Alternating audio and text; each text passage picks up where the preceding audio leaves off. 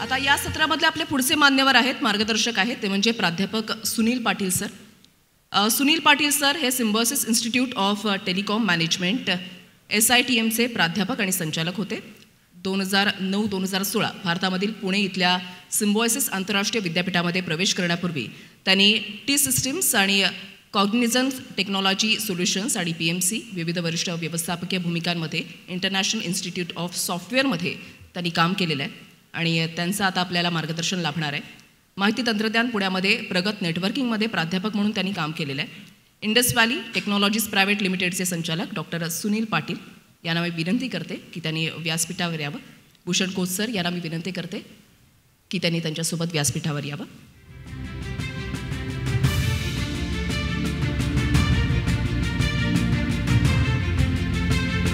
Coach सरांना विनंती करते की त्यांनी सुनील पाटील सर यांना स्मृतिचिन्ह देऊन त्यांचं स्वागत करावं.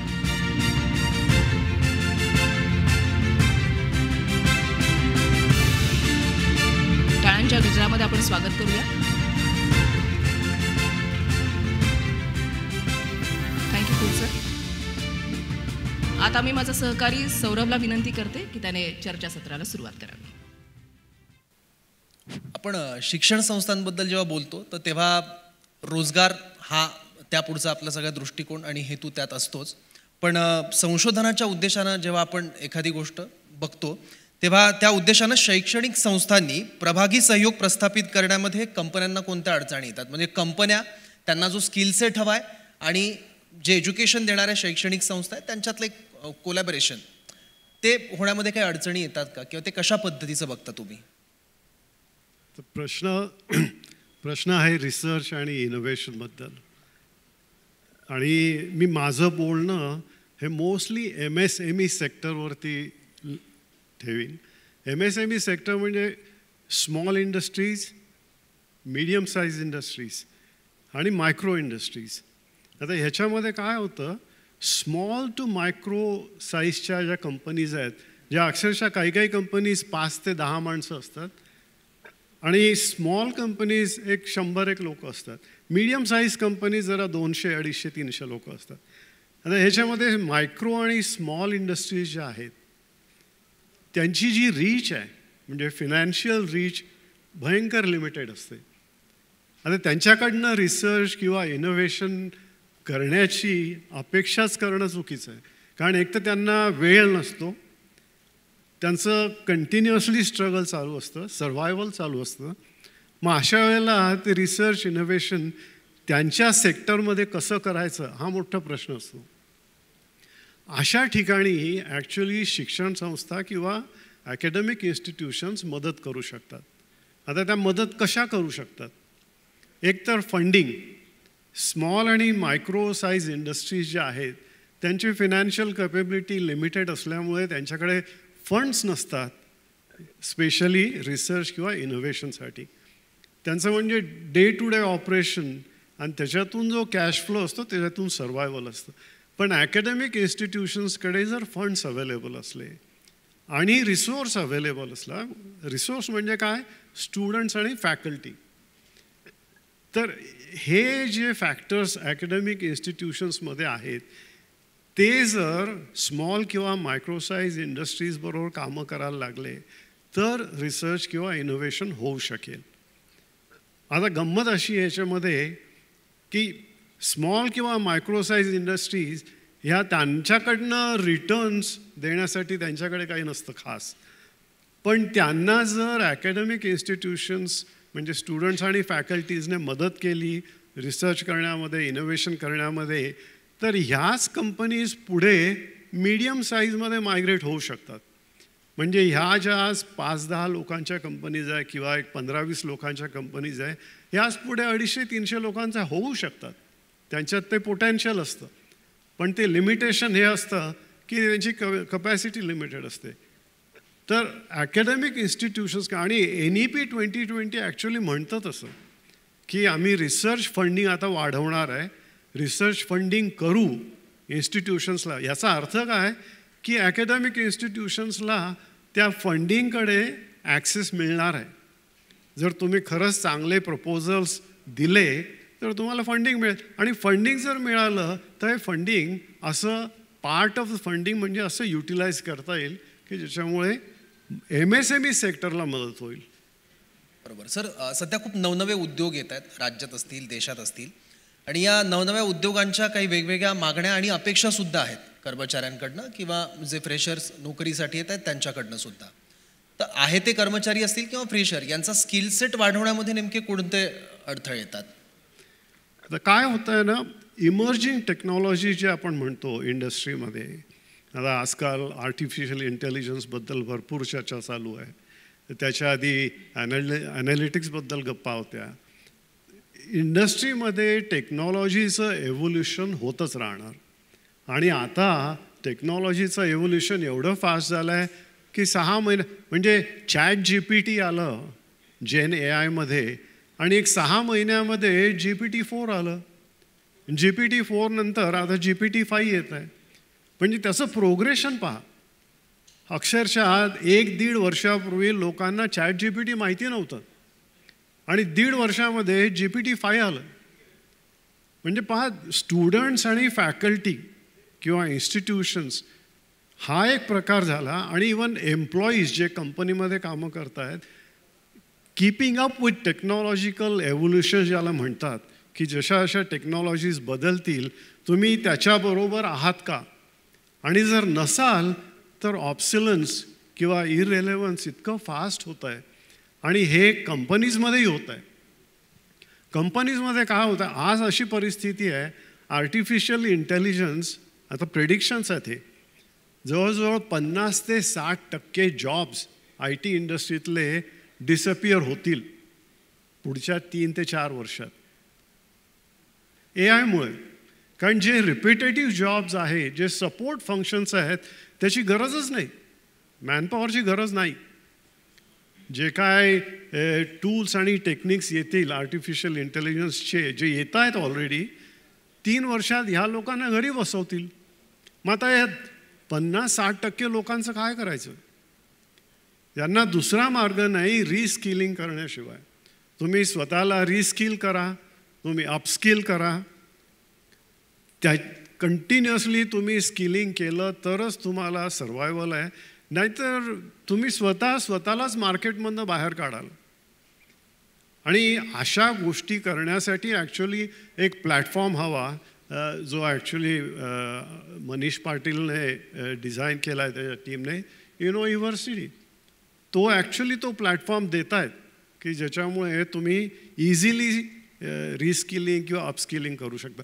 पण हे करायलाच हवं. नाही केलं, जशा कंपनीजने स्वतःला अपडेट केलं नाही तर त्या बँकरप्ट होतात, तसंच तुम्ही स्वतःला जर स्किलिंग केलं नाही, तुम्ही ऑब्सोलीट किंवा इररेलेव्हंट व्हाल इंडस्ट्रीच्या दृष्टीने. पण सर, टेक्नॉलॉजी सध्या झपाट्याने बदलते आणि कंपन्यांसमोर बऱ्याचदा पर्याय नसतो की ही नवीन टेक्नॉलॉजी आपण ॲडॉप्ट केली पाहिजे. पण त्याचबरोबर कर्मचारी असतील किंवा जे काही विद्यार्थी असतील जे शिकतात आणि काही महिन्यांनी काही वर्षांनी त्यांना नोकरी करायची आहे, तर त्यांनी कसं ॲडॉप्ट केली पाहिजे नवीन टेक्नॉलॉजी, आणि आपल्या स्किलसेटमध्ये ते काय बदल करू शकतात? कारण नवीन टेक्नॉलॉजीमुळे इतक्या नोकऱ्यांवर गंडांतर, अशा बातम्या आपण नेहमी बघतो. तर याच्यात सर्वाईव्ह कसं व्हायचं नेमकं? नाही, काय आहे ना, पहिल्यांदा तुमचा माइंडसेट पाहिजे, तुमची स्वतःची मानसिक तयारी पाहिजे. तुम्ही स्वतःला ॲक्सेप्ट करा की मला दुसरा मार्ग नाही. जर मला पुढे सर्वाईव्ह करायचं किंवा माझ्या करिअरमध्ये प्रोग्रेस करायचं तर मला दुसरा मार्ग नाही. होतं काय आहे, आज इव्हन इंडस्ट्रीमध्ये याच्यामध्ये 2 फॅक्टर्स आहेत. एक, ज्या मोठ्या कंपनीज आहेत जिथे हजारो एम्प्लॉईज रिडंडंट होणार आहेत, त्या कंपनीज खूप प्रयत्न करत आहेत की त्याच्यामधल्या काही पर्सेंटेज एम्प्लॉईजला आपण रिस्किल करू. तिथे रेझिस्टन्स आहे, कारण बऱ्याचशा एम्प्लॉईजने स्वतःच्या भोवती एक कम्फर्ट झोन तयार केला आहे आणि त्या कम्फर्ट झोनमधून निघायला त्यांना खूप डिफिकल्टीज येत आहेत. तुम्ही त्या कम्फर्ट झोनमधनं बाहेर पडा. जर नाही पडला तर तुम्हाला काही दुसरा मार्गच नाही आहे. त्याच्यामुळे माइंडसेट चेंज आणि रिॲलिटी ॲक्सेप्टन्स हे दोन्ही फार महत्त्वाचे आहेत. नाहीतर मग घरी बसायची वेळ येणार. अक्षरशः सोपं इक्वेशन आहे आता इंडस्ट्रीमध्ये. तुम्ही हे करा, नाही कराल तर घरी बसा. आणि जसं हर्डीकर सर म्हणाले, जॉब्स भरपूर आहेत. आता गंमत काय आहे, आणि हेच सिच्युएशन अमेरिकेतही आहे. मी कॅनडा, अमेरिका इतर ठिकाणी शिकलो, माझं शिक्षण तिकडे झालं, पण जॉब्स आहेत, भरपूर जॉब्स आहेत, तिकडे पण जॉब्स आहेत. गंमत काय आहे, ज्याला आपण म्हणतो ना, are these high paying jobs, are these relevant to my education? कारण पिझ्झा वाटण्यासाठी भरपूर नोकऱ्या अमेरिकेत, कोणी घेत नाही तरी. म्हणजे इंडियन स्टुडंट जो MS करतो तो जॉब करायला तयार आहे, पण अमेरिकन तयार नाही. तसंच इंडियामध्ये होतं आहे. जॉब्स भरपूर आहे, पण लोक करायला तयार नाही. आणि टेक्नॉलॉजीमध्येही तेच होणार आहे. तुम्ही जर नाही शिकला, अपस्किल नाही केलं, तुम्हाला घरी बसावं लागेल. रेझिस्टन्स करू नका, माइंडसेट बदला. आणि सर, नव्या शैक्षणिक धोरणाबद्दल आपण बोलतोय, तो आजचा आपला विषय आहे. तर नवं शैक्षणिक धोरण आणि उद्योगधंद्यांच्या ज्या अपेक्षा आहेत की माझा कर्मचारी नेमका कसा असावा, यातलं अंतर नेमकं भरून कसं काढायचं, ते कमी कसं करता येईल? कारण हा खूप महत्त्वाचा आणि इम्पॉर्टंट टॉपिक आहे. म्हणजे गंमत काय आहे ना, मी अमेरिकेतून येऊन आता जवळजवळ 20 वर्ष झालीत. या 20 वर्षामध्ये ऑलमोस्ट एव्हरी डे मी हे ऐकलेलं आहे. आणि आत्ता शिर्के सरांनी सांगितलं, GER आपला 28% आहे. पण त्याच वेळेला NASSCOM सारखी ॲपेक्स बॉडी गेल्या कित्येक वर्षापासून, म्हणजे मी इथे आल्यापासून ऐकतोय, 80% युनिव्हर्सिटी ग्रॅज्युएट्स आर अनएम्प्लॉयबल. हे सतत ते म्हणत आहेत इंडस्ट्री. म्हणजे एक बाजूला आपल्याला 28% जे आहे हा GER आहे, ग्रोस एनरोलमेंट रेशो, म्हणजे इतके मुलं पुढे जातात हायर एज्युकेशनला. पण जे पुढे जातात त्यातले 80% बेकार आहेत. या 28च्या आपण 50 करणार, त्या 80चे 0 केव्हा करणार? 80% युनिव्हर्सिटी ग्रॅज्युएट्स जे नोकरी करण्यालायक नाही आहेत ते 0 केव्हा करणार? 28चे 50 तर करूच आपण. हे जर करायचं असेल, त्या 80%चं जर 0 करायचं असेल, तर इंडस्ट्री, अकॅडमिया, क्लोज कोलॅबरेशन शिवाय मार्ग नाही. आणि आता मी बऱ्याचशा युनिव्हर्सिटीज आणि इन्स्टिट्यूट्समध्ये इथे इंडियात पाहिलं, कॉस्मॅटिक करू नका. आमचं बोर्ड ऑफ स्टडीज आहे, मग आम्ही बोर्ड ऑफ स्टडीजमध्ये असं करतो आणि तसं करतो. काही करू नका, ग्राउंडवरती रिझल्ट दाखवा. तुम्ही काय प्रोड्यूस करताय आणि जे प्रोड्यूस करताय ते काय क्वालिटीचं प्रोड्यूस करताय, हे ग्राउंडवरती रिझल्ट दाखवा. इन्स्टिट्यूट्स आणि कॉलेजेस काय करतायत? चेकमार्क. आम्ही IQAC केलं, आम्ही BOS केलं, मग आम्ही हा रिव्ह्यू केला, सर्व चेकमार्क्स आहेत. कुणाला जरी दाखवायला की आम्हाला A किंवा A+ मिळालं पाहिजे. हा जो एक वलय तयार केला आहे ना, ह्याच्यातून बाहेर पडा. ह्याच्यातून बाहेर पडून इंडस्ट्रीशी खरोखर शेक हँड करा. आणि ह्याचा एकच मार्ग आहे, फॅकल्टी. इथे फॅकल्टी मेंबर्सही असतील, कोणाला आवडेल कोणाला नाही आवडणार, पण faculty is the only link जे इन्स्टिट्यूट आणि इंडस्ट्रीला कनेक्ट करतील. आज IIT आणि IIMचे ग्रॅज्युएट्स एवढे चांगले का असतात? तुम्ही प्रत्येक फॅकल्टी मेंबर पहा, इंडस्ट्रीशी कनेक्टेड आहे. कन्सल्टिंग जॉब्स करतात, प्रोजेक्ट्सवर कामं करतात, गव्हर्मेंटचे कामं करतात, गव्हर्मेंटचे प्रोजेक्ट्सवर कामं करतात. हे जे लिंकेज आहे, हे लिंकेज इतर युनिव्हर्सिटीज किंवा इन्स्टिट्यूट्समध्ये नाही आहे. त्याचा इफेक्ट तुम्हाला क्लासरूममध्ये दिसतो. तेच रिसायकल करायचे सब्जेक्ट्स, तेच शिकवायचं. इंडस्ट्री कुठे चालली आहे, टेक्नॉलॉजी कुठे चालली आहे, त्याचं कारण काय? फॅकल्टीने स्वतःचाही कम्फर्ट झोन क्रिएट केला आहे.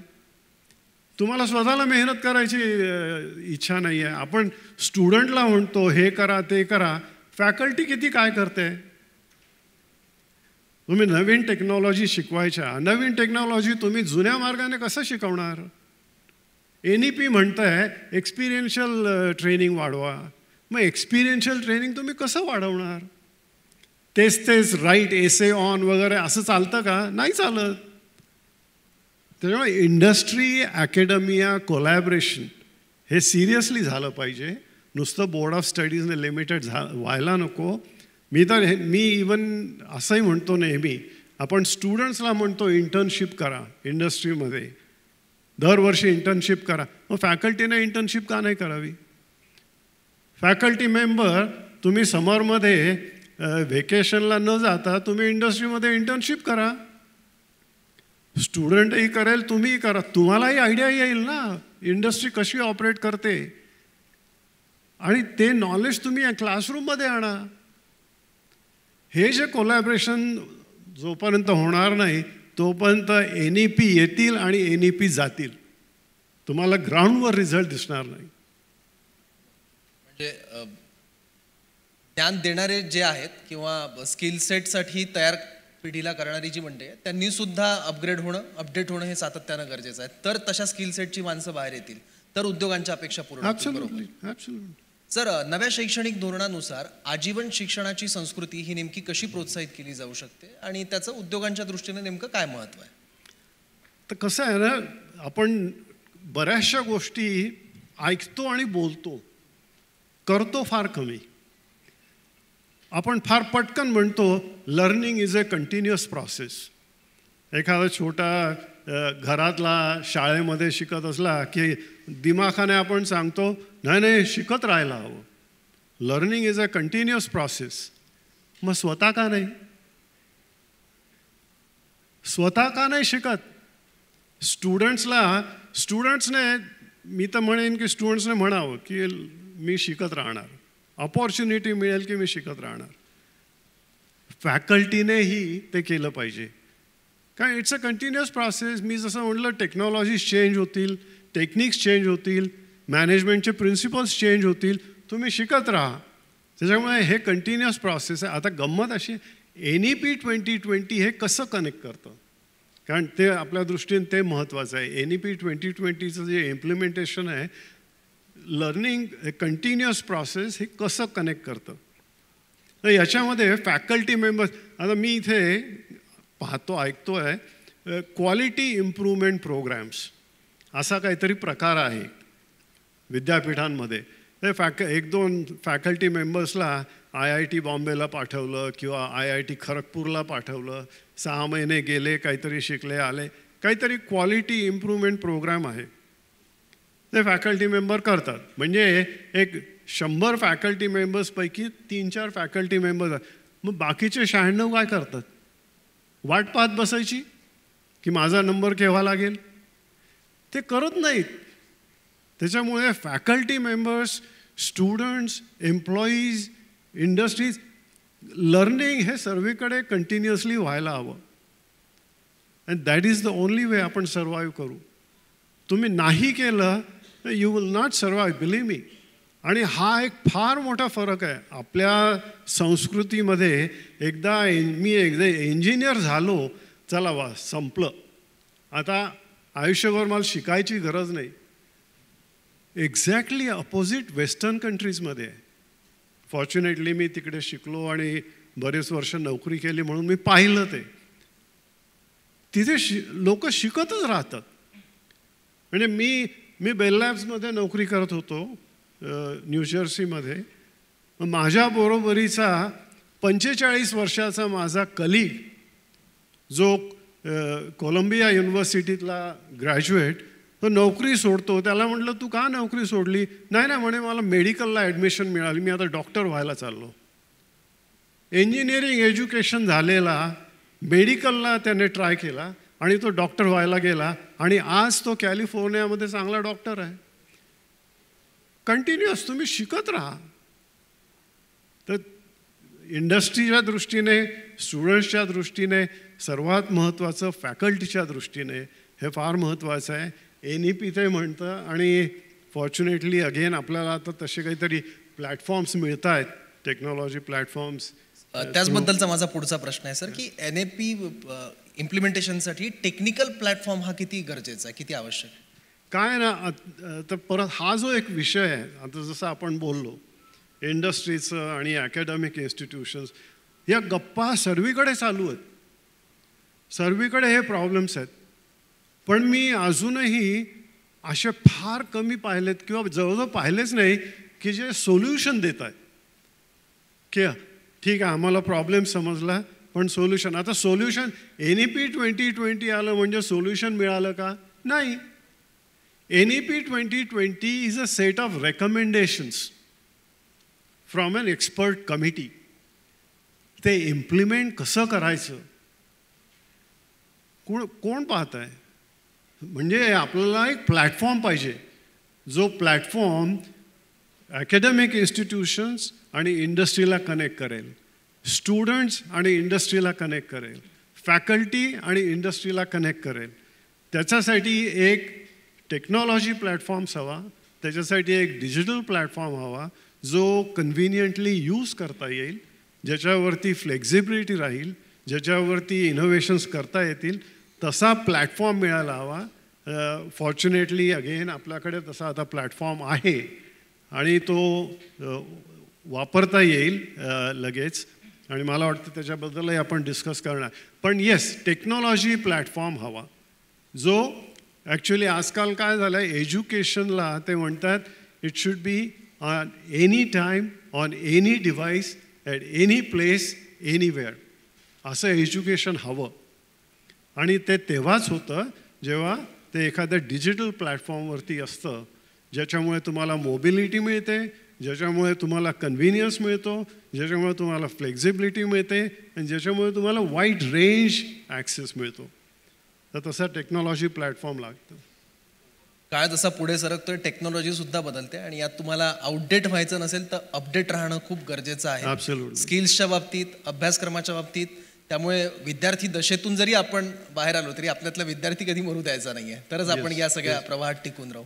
माणूस हा लाईफ लाँग विद्यार्थी असतो. ॲक्च्युली तुमचं शिकणं संपलं तेव्हा तुम्ही वैकुंठला निघायचं. बरोबर. धन्यवाद सर, आपण या सत्रात सहभागी झालात आणि खूप महत्त्वाची माहिती आणि एक नवा दृष्टिकोन दिला इथल्या उपस्थितांना आणि मला सुद्धा. थँक्यू.